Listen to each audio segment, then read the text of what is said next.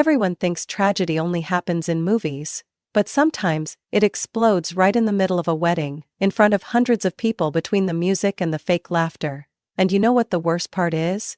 It's when your own flesh and blood stands there, watching you fall apart. And smiles. If you think your family is a little unfair, listen to my story. I'm Sarah, 30 years old, and I've come to realize I never truly had a place in my own family. All because of a wedding, or more precisely, a seat outside the ballroom doors. I grew up in what outsiders would call the picture-perfect family. A quiet suburban house in Pennsylvania, a kind high school teacher dad, a well-known accountant mom, and 2 sisters 4 years apart. I'm the older one, Sarah. My younger sister is Chloe, 26. People always said I was mature, independent, hardworking, but in my family those traits were never seen as something valuable. On the contrary, they made me a shadow next to Chloe, my parents' little princess. She was the kind of girl called the light of the house, but in reality she was just absurdly favored. When I was 17 and had just received a scholarship to college, my dad simply said, "Yeah, that's good." But when Chloe failed her college entrance exams, my mom cried for an entire week, and bought her a trip to Florida to relieve the stress. My whole life, I was like a blurry background in the family portrait, only there to prove Chloe was the centerpiece. I think everyone's felt compared to their siblings at some point, but I lived in that comparison like it was suffocating air.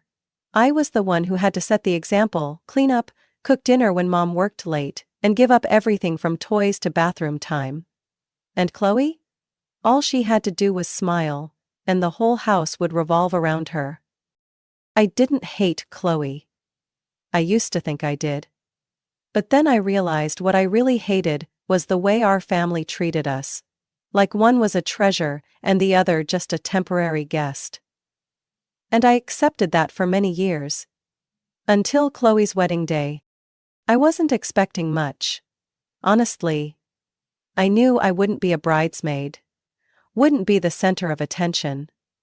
I just wanted to show up, give my gift, take a few pictures, and leave early. I thought at the very least, I'd sit with my family, the people who shared my blood. But I was wrong. That wedding, it didn't just change how I saw my family. It shattered the last illusion I had about fairness. And it made me realize one bitter truth. I had never truly been a member of that home. Just a guest, surviving off scraps. A supporting character cast as the strict older sister, in the play where Chloe was the star. I didn't realize it right away. Actually, it wasn't until I walked into the venue holding the invitation envelope and couldn't find my name on the seating chart that I felt a chill run down my spine. I wasn't angry yet, just confused. And then one of the event staff walked over, offering an awkward smile, and pointed toward the far end of the hallway. A place I thought was for coat check. I'm going to tell you everything. Every detail, every word, and every look I can't forget. But first, remember this. Never assume thoughtlessness is accidental. In my family, being forgotten is always intentional. I arrived at the wedding venue on a crisp fall afternoon in Boston. The hall was in a grand old building, decorated like a Pinterest dream. Warm golden lights glowing through the windows, white flowers and pastel pinks woven into arches over every door. Expensive perfume mixed with scented candles, creating the perfect scene for those who were welcome. I walked in clutching the invitation envelope my mom had sent just a week earlier. No note, no phone call. I almost didn't go. But the foolish part of me still hoped. Maybe this time would be different. Maybe I'd be seen as part of the family. The moment I stepped in, I saw the line of bridesmaids posing for photos in front of a giant floral backdrop. All of them were Chloe's college friends, a few co-workers from her new law firm and, oh God, even the girlfriend of the groom's best friend, someone Chloe once called a nuisance at dinner a few months back. And me? I, who had stood by my sister throughout high school, stayed up countless nights helping her prep for the SATs, worked part-time jobs to buy her first prom dress, wasn't on the bridesmaid list. Not even a word of explanation. I took a deep breath, swallowing the lump rising in my throat, and walked to the reception table where the seating chart was displayed. About 40 tables, each with guests' names in elegant lettering. I scanned for mine. Once. Twice. 3 times. Nothing. The receptionist, her eye makeup too heavy, gave me a sympathetic look when I asked. "Your name is?"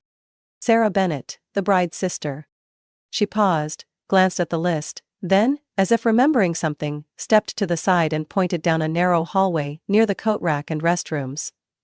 "Oh, yes, your seat is over there, table 39. I turned in the direction she pointed. And then I saw it. A tiny table set apart, right by the glass door leading to the smoking area. With 2 worn-out wooden chairs, no flowers, no tablecloth. Just a plain name card, Sarah B. I let out a bitter laugh. Not the happy kind. The kind that rises sharp in your throat like a blade. Like I had been sent to an outdated train station while everyone else was riding first class. I turned back to the reception desk, trying to keep my voice calm. "Is there some kind of mistake? I'm the bride's sister." She looked slightly flustered. I'm sorry, but the seating arrangements were finalized ahead of time. The bride and the family approved everything. I stood still for a few seconds, then turned away, my heart cold. But it wasn't the autumn wind blowing through the Boston hallway that made me cold. It was the painful realization that I wasn't family. I was just an outsider, in every sense.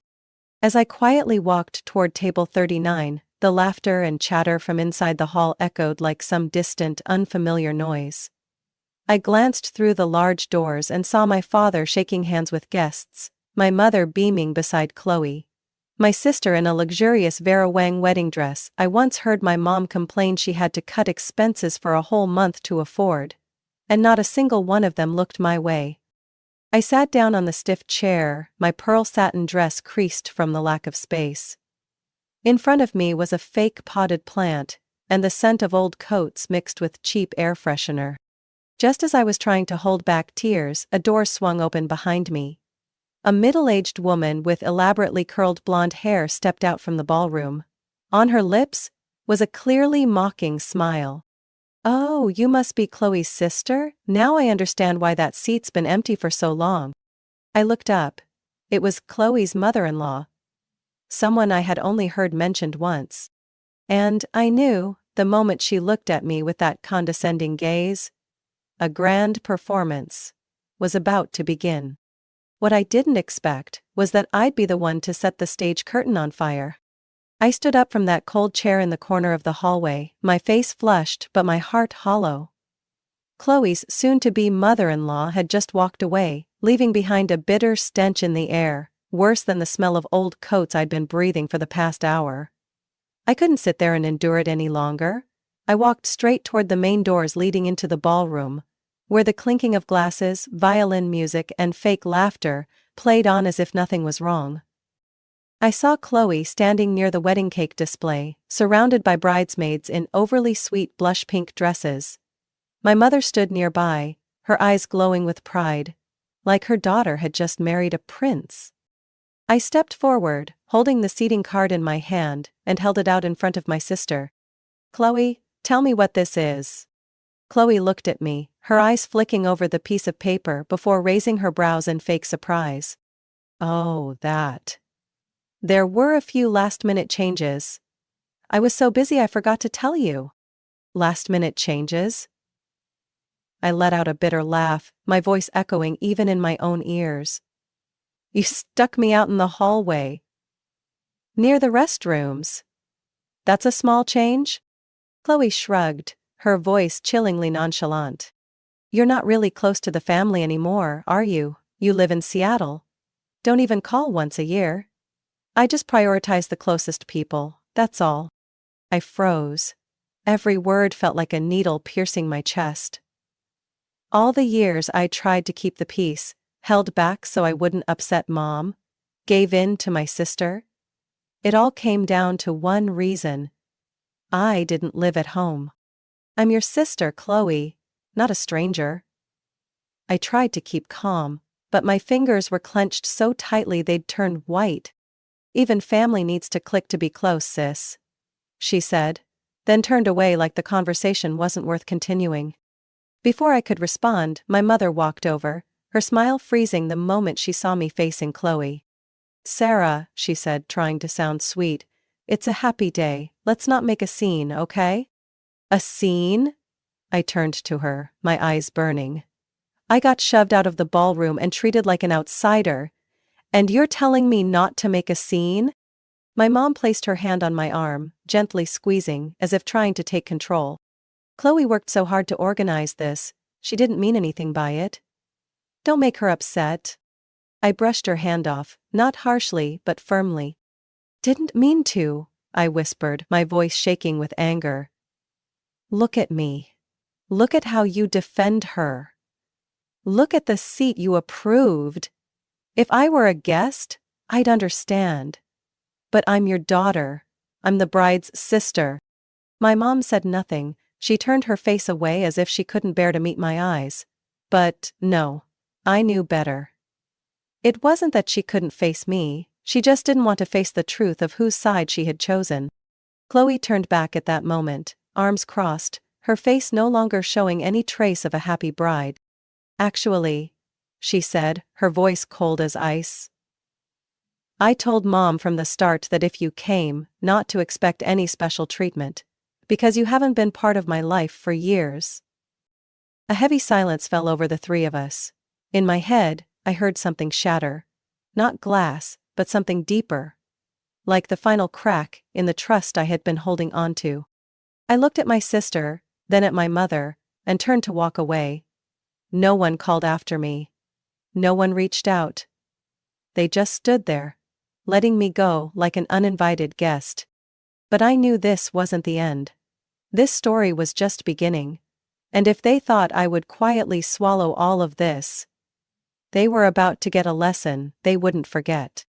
I returned to my seat in the hallway, or, more accurately, the punishment corner Chloe and my mother had set aside for me. I sat down, picked up the glass of lukewarm water without drinking it, my mind spinning with anger and bitterness. The light from the wedding hall shone through the frosted glass, making everything glow with a cruel irony. Then I heard the click of high heels approaching. Soft, but clear. Someone was coming. And I knew it wasn't someone kind. There you are! A woman's voice rang out, high-pitched and laced with undisguised mockery. I was wondering who this lonely little table was for. I looked up. The woman standing in front of me was in her 50s, platinum blonde curls styled like the 1980, wearing a tight, gaudy wine-red dress. Her makeup was so heavy, she looked like she was dressed for Halloween. She smiled. Not a polite smile, but the kind people wear when they know they've just stepped on your pride. And enjoy it. I'm Vanessa, she said, extending a ring-covered hand. Chloe's new mother-in-law. And you must be… Sarah, right? I shook her hand, coldly. Yes. The bride's sister. Oh, she drew out the word, then glanced around at my tiny table like it was a broken toy. Such a shame they sat you here. I thought this spot was for handbags or coats or something. I sighed, trying to keep my voice steady. I thought it was a mistake too. But apparently not. Oh, definitely not a mistake, Vanessa laughed, covering her mouth with a hand. I heard Chloe say they had to prioritize seats for those closest to her. You understand, right? People who really matter to the bride. I tightened my grip around the glass of water. Her voice was soft, but every word cut like a knife. Vanessa leaned in, her tone quieter. Anyway, don't take it personally. Not everyone born into a family actually belongs in it. At that moment I had no more doubts. My exclusion from the center of the ceremony wasn't an oversight. It was a deliberate, planned decision. And this new mother-in-law? Clearly she'd been invited to join the game. Thanks for saying it out loud, I replied evenly. Now I know I'm not crazy for feeling excluded. Vanessa let out a shrill laugh, like I'd just told a bad joke. She straightened up, brushed off her dress. You should get used to it. At big events like this, the important people get the spotlight. The rest should learn to stay quiet. I looked her straight in the eye. And the ones too confident in their place at the table should be careful. They're usually the first to be pushed out. Vanessa paused for a moment, then forced a tight smile. You're something else. Thanks. I used to think Chloe was something else too. Until today. She didn't respond, but I saw the shift in her expression. A flicker of doubt, a hint of unease. I knew her type well, a control freak who always needed to steer the situation, and my calmness made her nervous. Vanessa turned and walked away like nothing had happened. But I knew, the things I was about to say, and do, would be remembered long after this wedding was over. I looked through the glass again and saw Chloe grinning brightly as she posed near the cake table, my mother nodding with pride, and my father still standing there like a ghost in the crowd. They thought I'd stay silent. They thought I'd swallow my anger and pretend nothing happened. But they were wrong. I stood up, adjusted my dress, lifted the water glass, and drank it all in one go. The party wasn't over, and the main act was just getting started. I didn't plan this, really. I didn't walk into that wedding intending to ruin it. But there's a point. When you're pushed to the edge, you either step back quietly, or you jump, and take them all down with you. And I chose to jump. Just as Vanessa disappeared behind the ballroom doors, I stood up, grabbed a glass of champagne from a passing server, straightened my dress straps and strode straight into the glittering place I'd been banned from. Chloe was still smiling, posing next to the wedding cake table with her group of bridesmaids. My mother stood nearby, nodding proudly as if her daughter were a Disney princess who had just married a prince. I didn't look at anyone else. I walked straight over to Vanessa, who was chatting with a few older guests, people she clearly wanted to impress. I stood next to her, raising my glass as if I had simply come over to greet her politely. Mrs. Vanessa, I said with a syrupy smile. I just remembered something. Chloe was really stressed about the seating arrangements, wasn't she? Yesterday she kept worrying that some people would end up sitting too close to the main table. Vanessa glanced at me, her expression briefly guarded. Oh, really? I nodded slowly. Yes, she said. She didn't want certain people appearing too much in the wedding photos. She was afraid they'd overshadow her, if I remember her words correctly.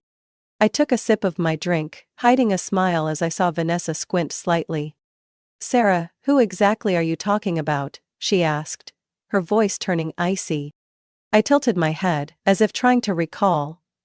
I think. Oh, right, you. She said your red dress would make the photos look cheap, I whispered, leaning in just a little. I don't think so, though. I think it's boldly eye-cocking. The air around us thickened. One of the nearby guests nearly dropped their glass. Vanessa tightened her grip on her purse, her face going from pink to pale in seconds. She said that about me? She hissed, no longer bothering to hide her fury. I nodded, eyes fixed on her. And that's not all. Do you remember the cake tasting? She said you followed her around like a shadow, and that if you dared to give a speech today, she'd lose her mind. Her exact words. Vanessa whipped around like she'd been electrocuted, her eyes locking onto Chloe's beaming face across the room. That smile lasted exactly 7 more seconds. Shoo! Vanessa's voice cracked through the wedding hall like thunder, making everyone turn. Chloe froze mid-pose, forcing a smile. Yes? What's going on? Vanessa stormed forward, her heel striking the polished wood floor with furious precision. You really think I look cheap? That I ruin your wedding photos? And you were just going to keep that to yourself? Chloe's eyes widened, stammering. What? Who said that? I didn't. Don't lie, your sister just told me everything. Vanessa spat, her eyes blazing. You called me a shadow? Said I'd ruin your event if I spoke? After all the money and effort I poured into this? My mother's face turned pale. The bridesmaids exchanged confused glances. The music stopped. A thick, suffocating silence fell over the hall like the calm before a storm. I stood a few steps away, sipping my drink, silently watching the drama I had just set in motion. Chloe's face turned bright red as she whipped around to me, practically shouting, "You made that up, didn't you? You're trying to ruin my wedding." I shrugged, looking her dead in the eyes. "I just repeated what you said, Chloe. If the truth embarrasses you, maybe you should think before you speak." Guests began murmuring. A few people had their phones out, recording. My mother grabbed my arm, whispering frantically, "Sarah? Are you insane? Stop this before it goes too far." I pulled my arm away and replied coldly, "It went too far the moment I was shoved out into the hallway, Mom." Chloe ripped off her veil, her face burning with rage. "Are you crazy, Sarah?" Her voice shrill like cracking glass. "Why would you say something like that in front of my mother-in-law? You're ruining the entire wedding just because you didn't get a good seat by the cake." Vanessa let out a scornful laugh, her eyes like steel cutting into Chloe. "Made it up? I've heard more than enough from your own mouth. You think I didn't notice you whispering to your friends about my dress? You think I didn't see the way you looked when I practiced my speech at the rehearsal? Thanks to your sister, the puzzle is complete." The atmosphere in the banquet hall froze, as if the whole room had been locked in ice. The guests fell silent, whispers bubbling up like an underground current. Some were filming with their phones. Others looked around, too afraid to intervene. Chloe turned to my mother, her voice pleading. "Mom, say something. You know I would never say that to Vanessa. You know I wouldn't." My mom opened her mouth, but all that came out was a shaky, Her eyes darted away, the same way they always had when she looked at me, my whole life. Vanessa didn't wait for anyone to respond. She pointed a finger straight at Chloe's face, her voice shrill and cracking through the hall like a whip. "You're ungrateful, Chloe. I paid for half this wedding, the flowers, the venue, and this is how you repay me? Talking behind my back in front of my friends? Who do you think you are?" Chloe stammered, her eyes darting around as if searching for an escape. She turned to her husband, Jason, who had been standing frozen behind the crowd the entire time. "Jason," Chloe called. "You don't believe my sister, do you? I never said any of that." Jason stepped forward, his face tense, jaw clenched. "Chloe?" His voice was hoarse. "I don't know who to believe. But the truth is, you did tell me my mom was a bit much, that you were just putting up with her to avoid conflict. Hearing all of this now, I feel like I married someone I don't even know." Chloe stepped back as if she'd been slapped. "So now everyone's turning on me, just because of something my sister, who wasn't even given a seat inside the ceremony, said?" Jason hissed through his teeth. "It's not just about your sister. It's about how you treat people. And now you're trying to play the victim?" Chloe spun toward me, her eyes blazing, her curls wild with fury. "This is all your fault. If you weren't jealous, if you weren't bitter about not being the center anymore, you wouldn't have ruined the most important day of my life." I stood tall, my voice clear and steady. "I'm not jealous. I accepted a long time ago that in this family's eyes I was always the leftover. But today, for the first time in my life, I chose not to stay silent." My mother finally stepped in, trying to put out the fire now spreading everywhere. "Stop it, both of you. This is a wedding. People are watching." I turned to her, unable to hide the bitterness in my voice. "People are watching?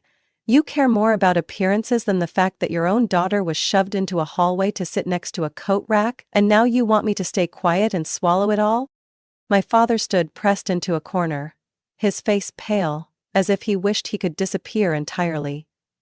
Jason looked around, lost, then took a few steps back, shaking his head. "I need to get some air," he said softly, then turned and walked away, leaving Chloe standing there, stunned. In that moment, the glamorous wedding dress, the expensive heels, the flawless makeup, none of it mattered anymore. To everyone watching, my sister was no longer a glowing bride, but a spoiled woman, whose selfishness had just been laid bare on her wedding day. The music had long stopped. The bridesmaids whispered among themselves. The groomsmen stood silently. Guests glanced around, too stunned to move. The entire wedding hall now felt like the aftermath of an explosion. Only smoke, ashes, and broken pieces remained. And I stood in the center of that storm, for the first time no longer feeling like an outsider. Not because I wanted to destroy the wedding, but because I knew the truth, no matter how painful, needed to be said. I looked around the room that no longer resembled anything close to a wedding. The atmosphere had turned into a social battlefield. The bride trembling beside the cake table, her mother pale and scrambling to salvage pride, and her father, gone without a trace.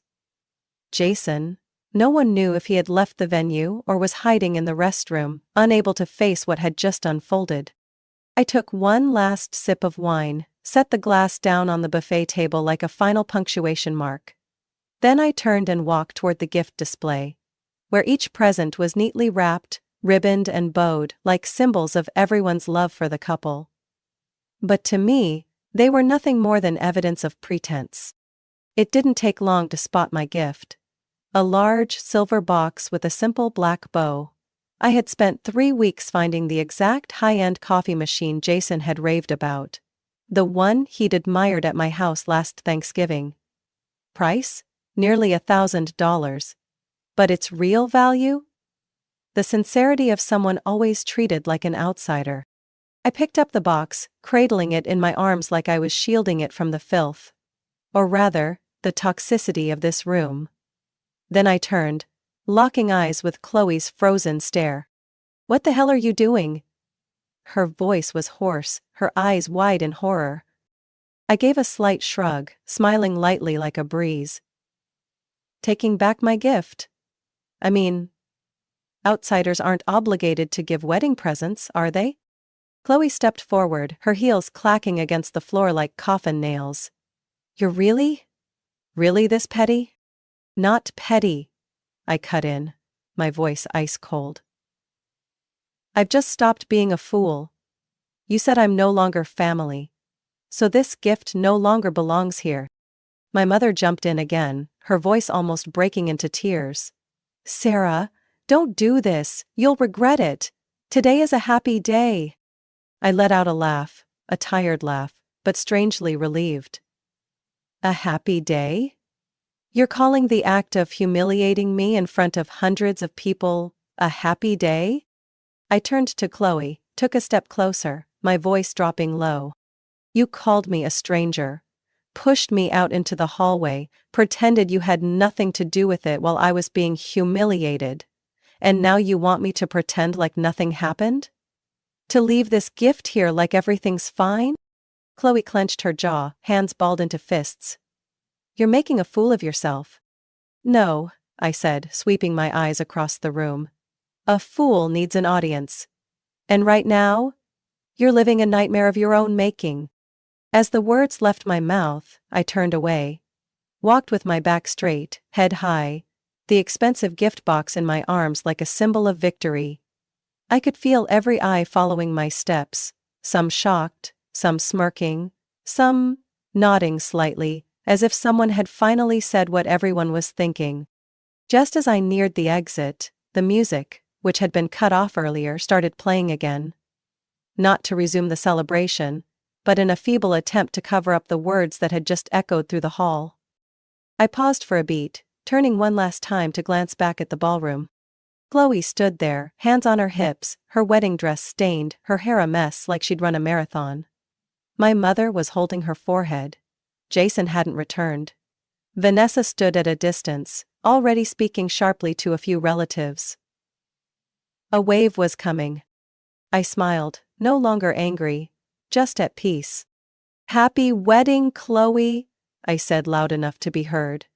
"I hope you find happiness, and if not, well, you earned it." Then I turned away, pushing the grand doors open with my shoulder. The soft, Boston afternoon light welcomed me like the world outside was ready with open arms.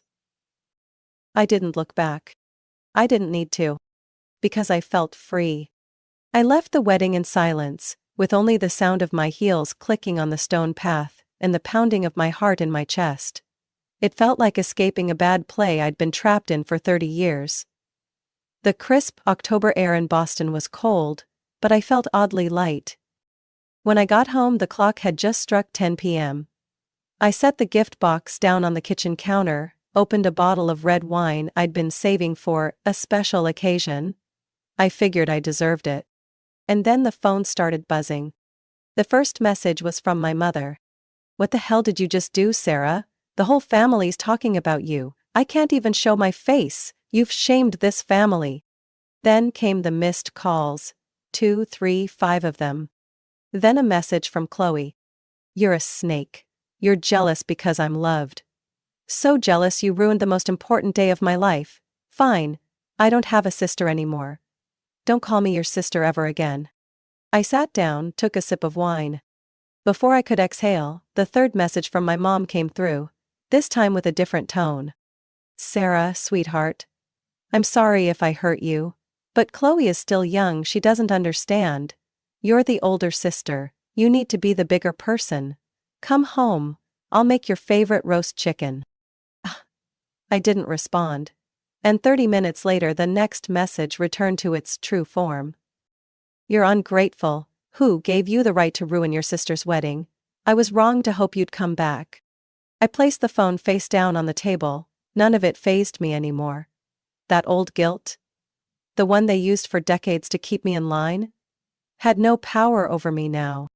The next morning, just as I was about to pour my coffee, the phone rang. This time, it was my dad. I hesitated. My father had always stayed out of conflicts, so gentle he was nearly invisible. But I answered. "Dad? It's me," he said, his voice low and tired. "Are you okay?" I took a breath. Better than ever. There was a long silence. Then he exhaled. "I know yesterday was awful. I won't make excuses. But I want to say, I saw it. All of it." I went still. "I saw how unfairly you were treated. Not just yesterday but for years," he continued. "I stood by while your mother and Chloe did those things. I was a coward. But yesterday? You did something I never had the courage to do." I bit my lip, my fingers tightening around the mug handle. "I'm not angry with you. In fact, I'm proud. Because finally someone in this family had the courage to speak the truth." Coming from someone as quiet as him, those words carried more weight than all of Mom and Chloe's fake pleading combined. "Thank you, Dad," I whispered. "I know you don't need anyone's forgiveness," he continued. "But if there's one person in this family who owes you an apology, it's me." We sat in silence for a long moment, and I felt something soften inside me. In the days that followed, messages from Mom and Chloe kept coming, sometimes blaming, sometimes crying, sometimes yelling. I didn't reply. I no longer felt obligated to please them. "And Jason, Chloe's newlywed husband? I heard from a friend that he moved back to his mother's house a few days after the wedding. He stopped answering Chloe's calls, and didn't go on the pre-booked honeymoon. Vanessa," the mother-in-law, cut off all contact, declaring she never wanted to see that daughter-in-law again. Chloe tried to sway public opinion, posting a long rant on Facebook claiming her sister had ruined her life, but the comments were filled with inconvenient questions from friends and co-workers.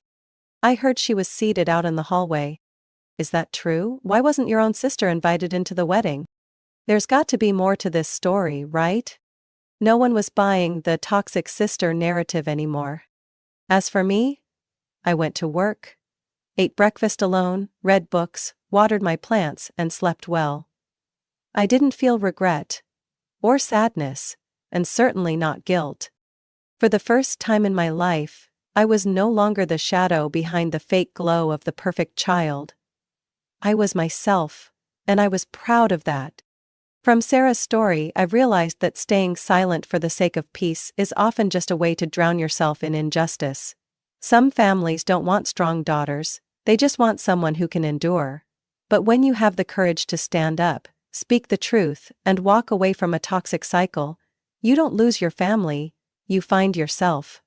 Sometimes being seen as the troublemaker is the first step to building a truly healthy and meaningful life.